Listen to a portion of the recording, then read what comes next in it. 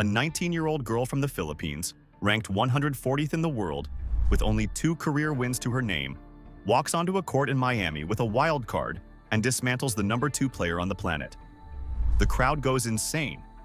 Manny Pacquiao is tweeting about her. Even the Philippine presidential palace issues a formal statement. But nobody's asking the right question. Who built this girl? And what did it actually cost them? Let's break down the full story behind how Filipino tennis star Alex Eala became what she is today. The teaser. What you're about to see. Before we get into the story, let's set the table.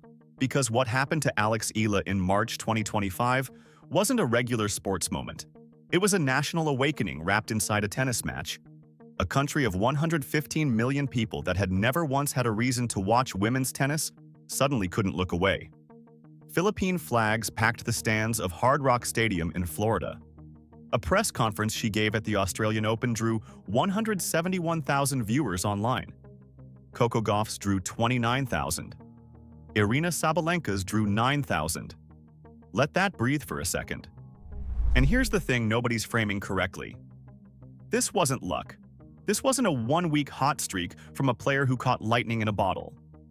This was the end product of a 2-decade family investment so deliberate, so financially aggressive, and so quietly extraordinary that the $20 million figure attached to it barely captures what was actually spent. Not just in money, but in sacrifice, relocation, and an entire family restructuring its life around one girl's backhand. We're going to trace all of it. From a grandfather putting a racket in a 4-year-old's hands in Quezon City, to a 12-year-old flying alone to Mallorca, Spain, to train alongside the world's best juniors at the Rafa Nadal Academy. From a family that had every reason to play it safe, choosing instead to bet everything, to a young woman standing completely still on a Florida tennis court, hands over her eyes, staring at a scoreboard she couldn't process.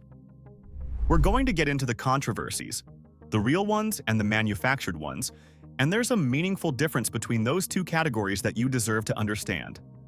And we're going to answer the question the highlights reel never asks. Not just who Alex Eala is, but how something like this actually happens, and what it costs the people who love you before the world even knows your name. The family that had sports in their genes. Her full name is Alexandra Manyo Eala. Born May 23, 2005, in Quezon City, Philippines. And the first thing you need to understand about Alex Eala is that she didn't arrive in tennis by accident. She arrived through a family where sport was structural instead of a hobby or time pass. Her mother, Riza, was a national swimmer, SEA Games bronze medalist. Her uncle ran the Philippine Sports Commission. These aren't footnotes. They're load-bearing walls in the story of how a child develops the mentality of a competitor before she's old enough to understand what competition actually means. When athletic discipline is just the way your household operates, when the language of training and sacrifice is spoken at the dinner table, a child absorbs something that no academy can fully replicate later. But tennis specifically? That wasn't the plan. It was her grandfather, Bobby Mano, who changed the trajectory. A 4-year-old Alex, a tennis court, a racket placed in small hands without any grand design behind it. No Prodigy program. No coach watching from the sideline with a clipboard, just a grandfather who loved his granddaughter and a game he wanted to share with her. And something happened on that court. Whatever it was visible enough that by the time Alex was 12 years old, people in Mallorca, Spain, had heard about it. The Rafa Nadal Academy. 45 courts, elite juniors from 40 countries, Tony Nadal overseeing development, the same Tony Nadal who coached Rafael Nadal from childhood to 14 Grand Slam titles, extended an invitation to a preteen from the Philippines. Now pause on the weight of that decision for the family. This isn't a scholarship to a local academy 2 towns over. This is sending your 12-year-old daughter to Spain, to live, to train among the best junior players on earth in a country whose language she wasn't raised in, thousands of miles from everyone she knew. The financial commitment alone is staggering. Flights, accommodation, academy fees, coaching, equipment, travel across Europe for tournaments. But the emotional commitment is a different kind of cost entirely. The kind you can't put a number on. They said yes anyway, and that yes is where the $20 million story really begins. The investment. What $20 million actually looks like. Let's talk about the money, because the $20 million figure sounds like an abstraction until you break down what funding a world-class tennis career from age 12 actually involves. Elite tennis development is one of the most expensive athletic pipelines in professional sport. Unlike basketball or football, where a gifted kid can get scouted playing in a public park and absorbed into a funded program, tennis requires private infrastructure almost from the beginning. Private coaching, tournament travel, equipment, academy tuition, nutritionists, physiotherapists, and the long, expensive, unguaranteed years between a talented child and a professional athlete with a ranking and a paycheck. The Rafa Nadal Academy doesn't come cheap.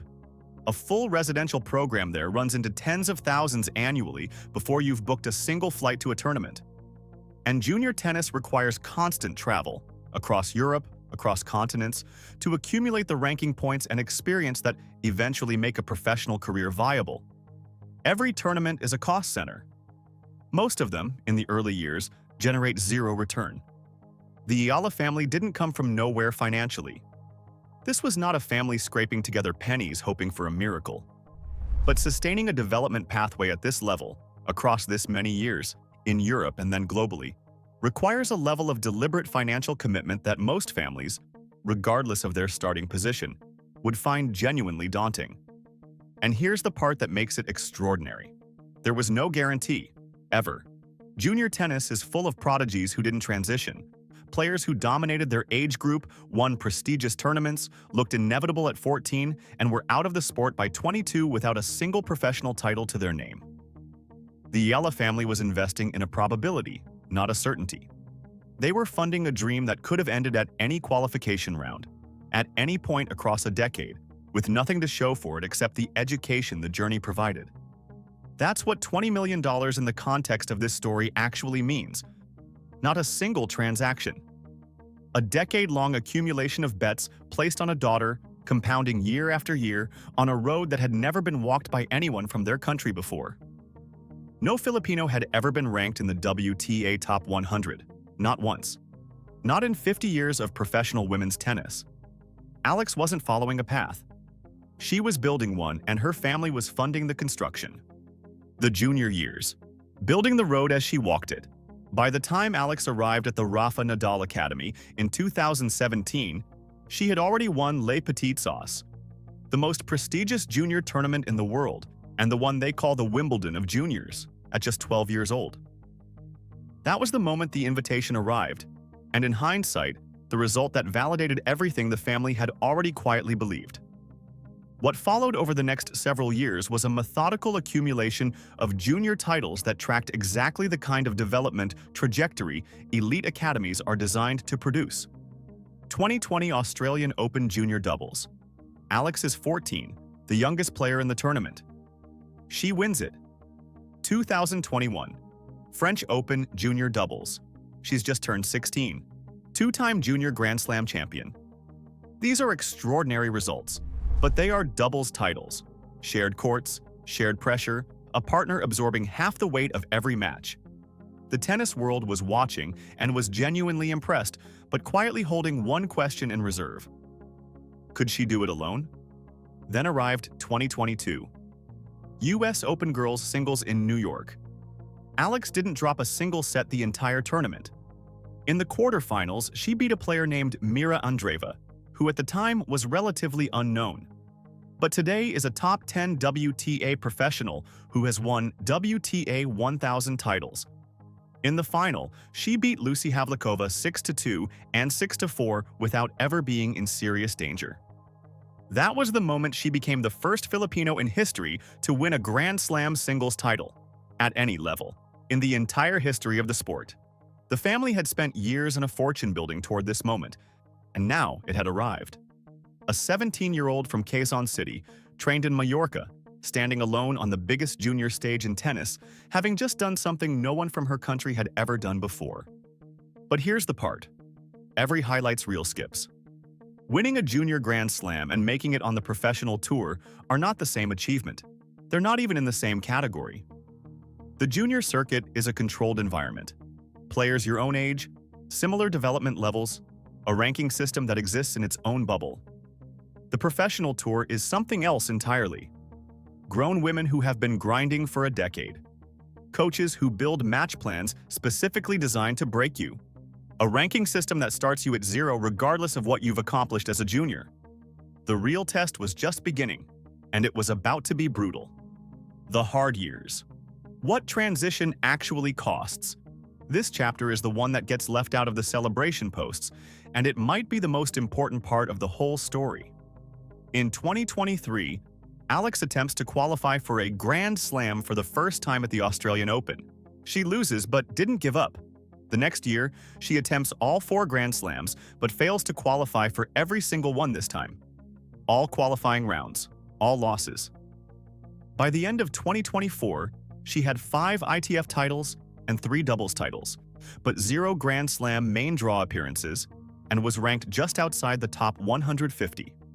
19 years old. And the tennis world was quietly asking the question nobody wanted to say out loud. Was she going to be one of those players? The junior champion who never quite made it across? Think about what this period costs a family that has already invested this heavily and this long. Not just financially, though the financial burn continues regardless of results. The emotional weight of watching someone you love hit wall after wall in public, ranked 140th in the world while carrying the expectations of an entire nation that has just started paying attention. That's a specific kind of pressure that money can't buffer. The Eala family stayed the course. And then arrived March 2025. Miami Open, one of the 5 biggest tournaments in women's tennis. Alex receives a wild card, ranked 140th with 2 career WTA wins to her name. In the press room, not a single journalist is pulling up her file. What happened next is where the whole $20 million finally found its return. Miami. 7 days that changed everything. Round 1 against Katie Volanets. Alex wins. People thought it was a rare upset. Round 2. Yelena Ostapenko. 2017 French Open champion and former world top 5. Now, this one is a player who hits the ball harder than almost anyone on the women's tour. But in a moment of utter magic, Alex rallies from 4-0 down in the first set and wins 7-6, 7-5. That's when people start paying attention. In round 3, she's up against reigning 2025 Australian Open champion Madison Keys. Madison is ranked number 5 in the world, and Alex's odds of winning against her are too little. But to everyone's surprise, she beats Madison 6-4, 6-2, and it doesn't even close. Keys finishes with 51 unforced errors. Alex breaks her serve 6 times. First top 10 win by any Filipino player since WTA rankings began in 1975. And then comes Aryna Sabalenka. Number 2 in the world at that time with 5 Grand Slam titles and a 38-match winning streak against players outside the top 50. 27 and 2 against left-handers in her career. Standing across the net from a wild card who, 2 weeks earlier, had never won back-to-back WTA matches. Tony Nadal was in Alex Eala's box, watching that game. The first 4 games took over 25 minutes. Every game went to deuce. Then Eala broke and broke again and broke again. 5 of the first 6 games went against serve. Sabalenka sprayed 19 unforced errors in the first set alone, 16 of them off her usually reliable forehand. Eala took the set 6-2. Second set, Sabalenka fought back, clawed to 4-2. The stadium got tense. Eala won 5 of the last 6 games. She broke serve 8 times across 2 sets. Ultimately, she won the match 6-2, 7-5. Sealed it with a blistering forehand and stood completely still, hands over her eyes, staring at the scoreboard like she was trying to convince herself it was real. Her family had flown in from the Philippines. Philippine flags filled Hard Rock Stadium. Manny Pacquiao was tweeting. The presidential palace issued a formal statement. For the first time in any of their lives, tennis was the #1 trending topic in the Philippines. She eventually lost the semifinal to world number 4, Jessica Pegula, but she had already achieved enough. The crowd gave her a standing ovation as she walked off. In 7 days, she went to rank 75 from 140, prize money of $332,000, nearly two-thirds of everything she'd earned in her entire career up to that point. Only the third wildcard in Miami Open history to reach the semifinals, after Justine Henin and Victoria Azarenka, both former world number ones returning from injury. Eala was not returning from anything. She was arriving. What makes her actually good? And where the gaps are? Because a wild card beating a number 2 seed can happen in tennis. It's rare, but it happens. What the story deserves is an honest breakdown of why this wasn't a fluke, and where the real vulnerabilities still live. Start with her left hand. This is not a minor quirk. It is the foundation of everything. As a left-hander, Eala's cross-court forehand goes to an opponent's backhand, the standard, expected pattern.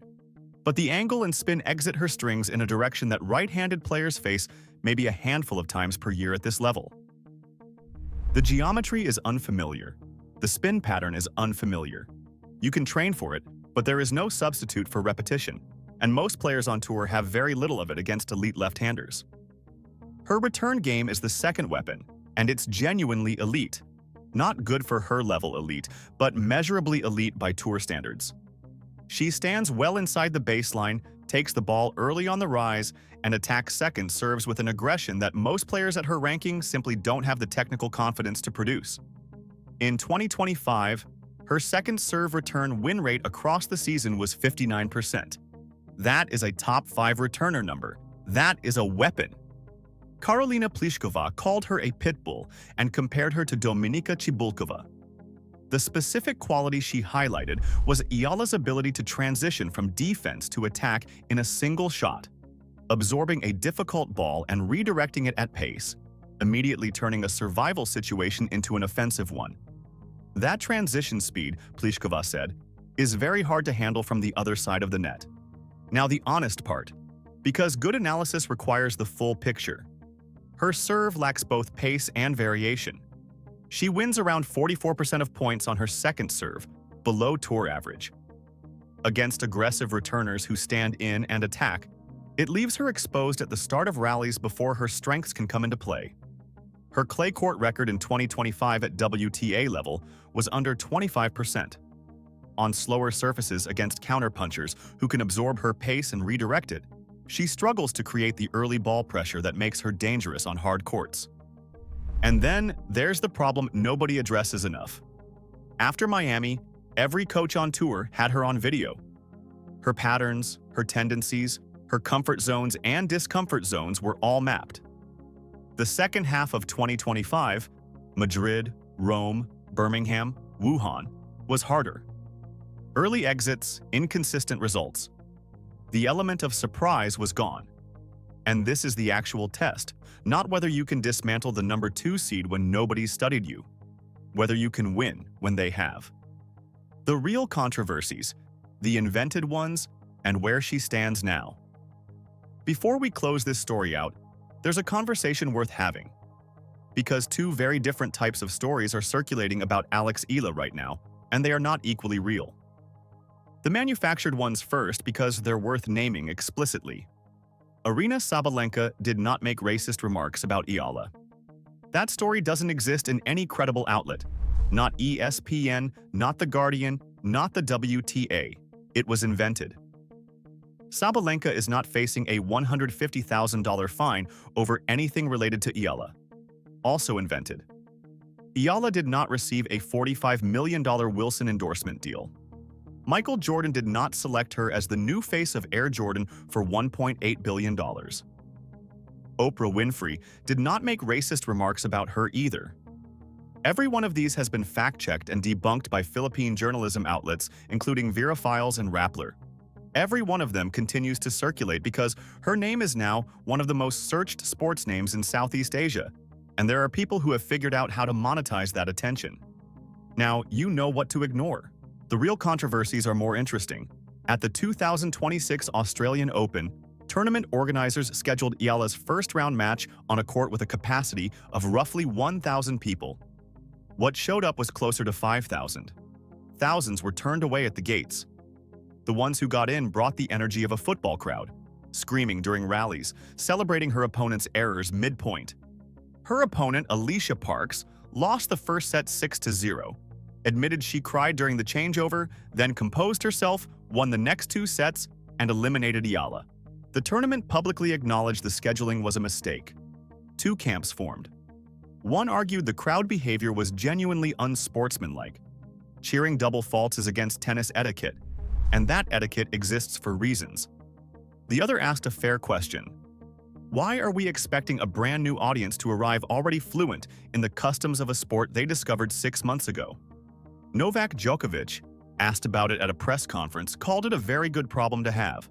Steve Johnson on the Nothing Major podcast asked whether Eala was now the biggest draw in women's tennis.